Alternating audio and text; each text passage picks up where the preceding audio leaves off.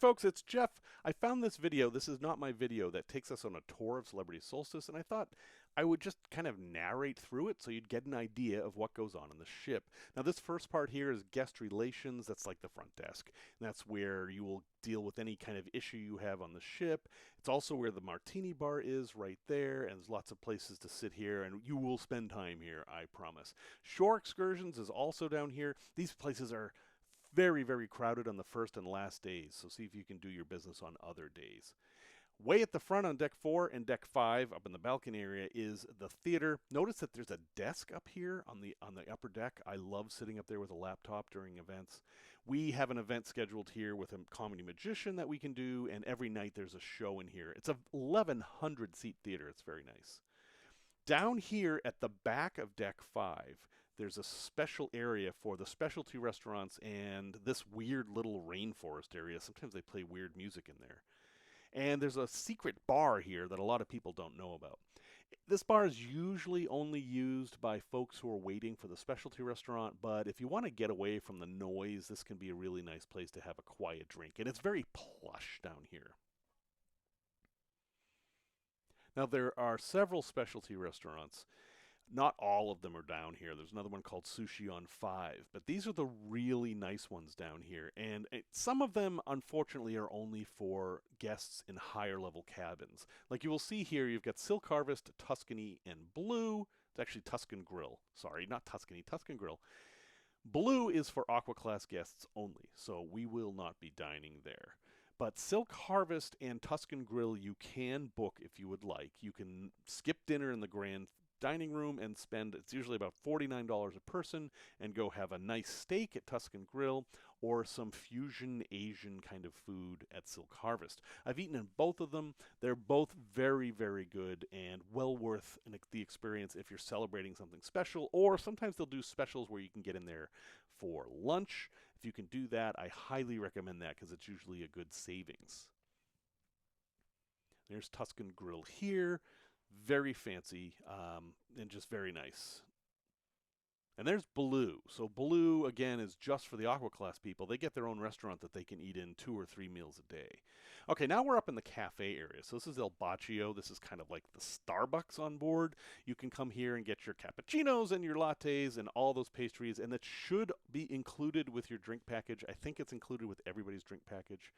They have cookies here and stuff, and that's a very popular place, as you might imagine. There's also sometimes live music there, and it overlooks one of the atriums. And they also have a lot of shopping up here. Yes, there's an Xbox on board. They do Connect games. You'll be able to play that if you want. These are the table shopping areas where they'll have specials of the day, usually inexpensive jewelry or watches or bags or things like that. But most of the shopping on board is really high end, like very expensive stuff.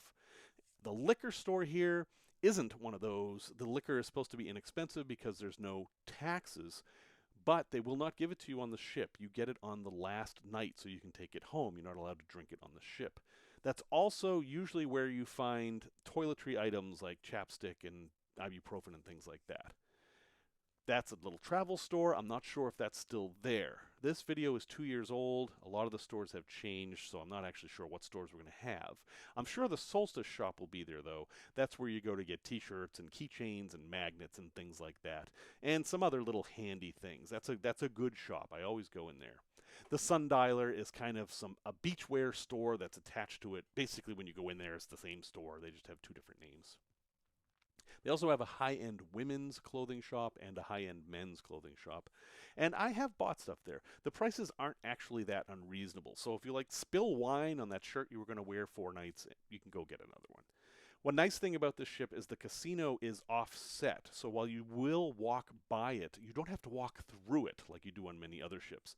And it doesn't show it here, but behind the casino is the celebrity lecture hall, which is called Celebrity Central. That's where we'll see all the tour talks and things like that. It's a very nice place. He also doesn't show across from that is Quasar, which is the disco. So the disco is actually down the bottom, which is nice because it leaves space up top. Over there, that arch place, that's the wine bar, which should still be there on our cruise. And then there's this other bar. I mean, there's a lot of bars, folks. You're not going to have any problem with bars. This bar here has a big table they sometimes do demos on. Tiffany is not on our ship. That has been replaced by Effie. Effie is a company that I am not a fan of. Very high pressure sales. I would recommend not buying things from them. And they will try to suck you in with all kinds of free charms and things like that. This is an expensive watch shop here, but again, I don't know what we're going to have for shops. They change. And this is an Australian cruise we're looking at, and sometimes they will change things just for Alaska. Here's the men's shop. In here, there is also Shinola, which is a brand that I don't understand. They sell bicycles and bags, and you can see the bicycles there. That's for sale. Um, but they are a shoe shine company, so I don't understand what's going on there. I'm not a fashion person. Do not come to me for fashion advice. Modal sells high-end handbags that may have been replaced by Coach, because we've seen Coach on some of the other ships, so we're not really sure. But don't worry, if you want to spend $400 on a handbag, there will be someplace on board for you to do that.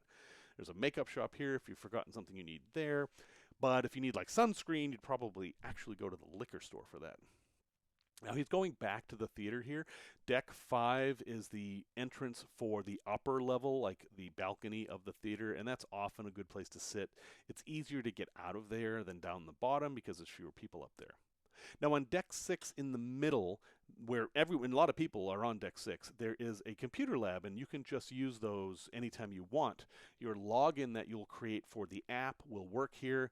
There's usually a printer, so if you needed to print, say, your boarding documents to get on a plane, you could do that there, or you can just browse the internet.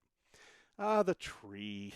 That tree oddly has changed size every time I've been on that ship, and sometimes it's gotten smaller, which means they just replace it. But it is actually a real fig tree. Okay, on deck 9, there's a card room that overlooks the tree, and that's a great place to play some games if you haven't found any place else. And they do have a bunch of games that are just there that you can play. I mean, you can see all these games here are for you. You can just grab them and play them. And this ship seems to have a better selection. I mean, Chinese checkers and all that, that's usually there. But look, if you can see they've got Catan, they've got Sorry, Blockus, a bunch of games that are actually a little bit more advanced than those others, so that's cool. On deck 10, right above, is the library. Libraries are kind of a thing of the past on ships with the advent of the Kindle and things like that. It used to be a really big part, but not anymore. The library is really nice on this ship. It's a nice place to sit. It's kind of quiet, but it's not going to have a whole lot of books, sadly. Now we're heading into the spa here. I recommend you tour the spa on the first day when you first get on the ship, because other times it's hard to get in here. Those of you who like spas know the deal. You can get a massage, they can put hot rocks on you, you can go sit in the thermal suite, there's all that stuff. But they will try to upsell you with stuff that probably isn't scientifically validated, let's just say. There's a big acupuncture center, just be aware. There will be goop stuff up there, Anyway. This part, though, is completely open to everybody. This is a giant exercise room, and it's in this beautiful space that overlooks the ocean. So you can actually be rowing and look out on the ocean while you're rowing. That's kind of cool. It almost makes me want to exercise. Almost. Now, the pool deck, deck 12, there's a couple of pools here. You're welcome to use them. I don't think they're heated too much, and it's going to be in the 50s, so I don't think it's going to be very crowded. But there are 4 hot tubs here, so you're welcome to use those. There are also 2 other hot tubs on the inside pool, which we're walking to, and that is called the solarium. They also will do a lot of events here, and they try to get people out on this deck because it's kind of outside and stuff. So you will spend some time here, if only just walking through, because this is a major passageway that gets to the buffet. So you actually, even if you're not going to swim, you are going to spend time here. And there's not 1, but 2 bars back here. Also, up on that upper deck there is where the grill is, where they have hamburgers and hot dogs and things like that. So if you just want to grab something quick for lunch, you can do that there, and that's all included. They even have a vegetarian and a turkey burger, according to the menu. Now we're heading into the buffet here. The buffet was changed a lot for COVID. I don't know how much of it has come back. I think it's completely the way it used to be, which is a normal buffet. Oh, I'm sorry, I've jumped ahead. This is actually the solarium. We'll get to the buffet in just a sec. The solarium is a really nice space. They pump in gentle music, and there's kind of bird sounds, and then there's water, and there's a little bit of a fountain, and you can see there's hot tubs. And it's just kind of a quiet, nice place. Kids aren't allowed in here. This is a kid-free zone. So if we do happen to have some rambunctious kids on board, they won't be here. It's just kind of a nice place to sit and be completely exposed to light without being completely exposed to the cold Alaskan air. This bar here isn't actually a bar. This is a food venue. This is where you can come for breakfast or lunch and get quote unquote healthy foods, some of which are silly detox things that cost extra, but they will have parfaits and smoothies and things like that. You should definitely take a look. Okay, now we've jumped way up. We're here in deck 14 at the front. This is the Sky Lounge, one of the most beautiful places on the ship. This is a great place to be if you want to see the glaciers, but you don't want to be out in the cold. They usually pump the narration in here, so you'll hear all the talk from the naturalist and everything. But you'll be inside, and you will still be able to see the glaciers. In fact, you'll be inside and up in the air. This is one of the special things about being on a cruise ship, seeing glaciers, is that you're above them. And if you're on a little tiny boat seeing them, you can't see the stuff you can see up here. They have activities up here a lot. There's a dance floor. There'll be music at night, and their bar has some specialty drinks. The conference rooms are also right behind that wall that they just showed, too, so you'll be kind of up there for that. Here's the buffet. So the buffet, I believe it's back to normal where you just grab what you want. I recommend you get your drinks first, then claim a space with a bag, because if you just leave your drink there, someone's going to get it, and then get your food.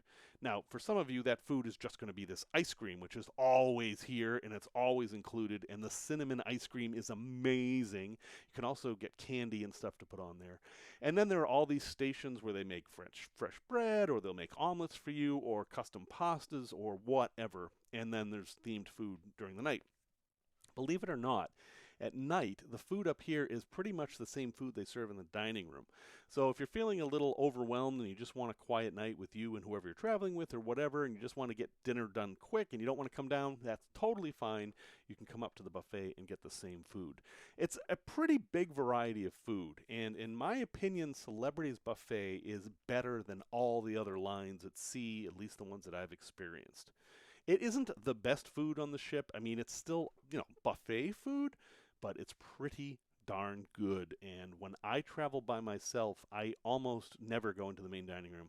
I basically just will eat up here in the buffet. You can see there's a huge dessert area. Now with the buffet, times matter. If you come up here at 12 or 5 or, a normal meal time, it's going to be a lot more crowded. And the days before we're at port, this gets crazy. But, it's okay. It's big enough that it's not that bad, and I don't think we're going to be full anyway. Okay, so now we're on deck 15 at the front of the ship. And up here is the Solstice deck, which is technically deck 16.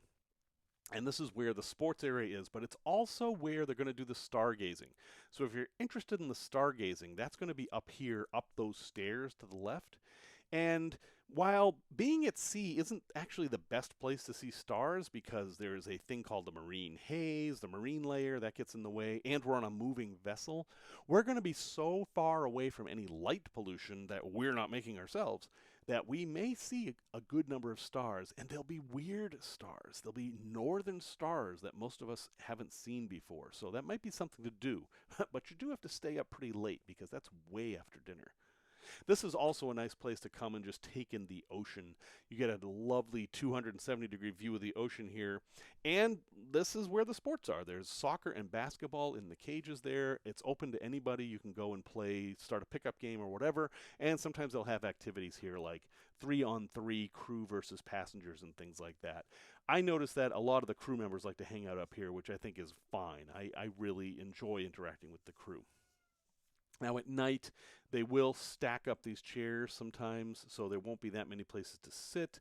And you can see they're tied up like that because it's probably windy and they're afraid that the chairs are going to blow overboard, which has happened, but there's plenty of places to sit. You'll figure it out. Right here, it tends to get kind of noisy as you're walking by because there's all kinds of ventilation stuff going on here. But as you get further down, you will be back in the area with the pools and the grill and stuff like that. Like I said, there's lots of bars on the ship. You're not going to have any trouble finding a drink. And down here is right where you can get one. That is actually the closest bar to the conference center, where, believe it or not, you go outside from the conference room. That's where you'll get a drink to take it back to the conference room, because as much as I've tried, I can't get any wait service back there. And the bar that's right outside the door there isn't open until later in the afternoon. So now what I've noticed here is a lot of folks here, these are kind of the overindulging folks. They like to kind of roll around the corner, get a drink, and kind of pass out here. So sometimes you see some funny stuff, but you can see it overlooks the solarium, which is kind of cool. All those little dots are solar panels, by the way. I don't know that they're still active, but at one time, this ship's elevators were run purely on solar power. I think they've kind of gotten away from that eco theme, and they're going more to a luxury theme. So I expect a lot of that stuff is not going to be published anymore, and it isn't really a feature anymore. Lots and lots of deck chairs. But again, it's going to be cold. It's going to be 50, 55 degrees out here. It might be raining, so your time on the deck chairs is probably going to be limited. But they may have blankets. Usually on the Alaska cruises, there are blankets available, so you can actually wrap yourself up and have a good time here. Again, these folks are in Australia, so it's a little different for them. You can see here, heading to the Ocean View Cafe. There's several different ways to get in there. It is a huge part of the ship. It stretches side to side and all the way back. Now, what he's going to do here is go upstairs, and this is to one of the very special parts of this ship. This is kind of the signature area of the Solstice class ships. Celebrity Solstice was the first of her class, first of the ships to have this, and they actually invented a new kind of grass that grows on cruise ships. And if you think about it, that's a tough problem, because this grass has to grow in Hawaii, it has to grow in Alaska, in Australia, different lengths of days, different weather, all kinds of different conditions, and it has to be salt tolerant. And they did invent that, and this is all real grass up here. It's pretty cool. Originally, it was just a big lawn. Naomi and I watched fireworks over Venice up here on a sister ship many, many years ago. Actually, 10 years ago, Naomi. Holy cow. And they've added things like these cabanas and some stuff since then. But it's still a very cool place to be, even at night, because all these planters actually glow at night. It's pretty cool. The hot glass show is up here. We'll get to that in a minute. But it's generally just a place where you will hang out on the grass. You can see there's some games going on there. That's the hot glass show back there. They cover that area, so you can actually go back there even if it's raining. You can see stuff. It's pretty cool. Over on the right here is where they play bocce ball or read or just lay on the lawn. There are usually blankets available to kind of just lay out here. Now, there is or is going to be a restaurant up here. I don't know if that's actually happened yet, because our ship is kind of in the middle of transitioning, and you might be able to get like picnic baskets and stuff, but I don't know. We'll see how that goes. Another nice place to sit and just read and look out the back of the ship. This ship has azipods that power it. Don't think of a normal ship with propellers in the back. This ship has pods under the ship, and the propellers are in front of the pods and actually pull the ship through the water, which is a more efficient design, and that's all run by electricity. Sunset Bar is popular on every celebrity cruise, and there's usually a singer-songwriter kind of guy with a guitar back here. Jen and I really like to hang out back here at night. It's a really cool spot. Now they're playing bocce ball. You can see that there. I like how the ship is, they really let you see the ocean. It's not hiding the ocean. That area where they're all dancing is actually a fountain, and there will be water shooting up out of there. I really wish there was a button so you could turn it on yourself and have some fun with the dancers. But back over here, we're back at the hot glass show. Now, this originally was part of Corning's glass lab, and they had a museum, and it was purely instructional. Now they will bring you up there, and you can actually make something with them for a fee, which I think is $79. I'm not exactly sure. You schedule your time, you pick what you want to make, and go up there with them and make it. And you have an audience, and people can videotape you doing this and stuff like that. And you make an actual real piece of glass that's fairly fancy, and you get to take it home. It's very cool. They will also do demonstrations up here, and everyone's always allowed to watch. And it's super impressive. I really love the hot glass show. It's only on 3 ships in the world. and we're going to be on one of them, so we should feel fortunate.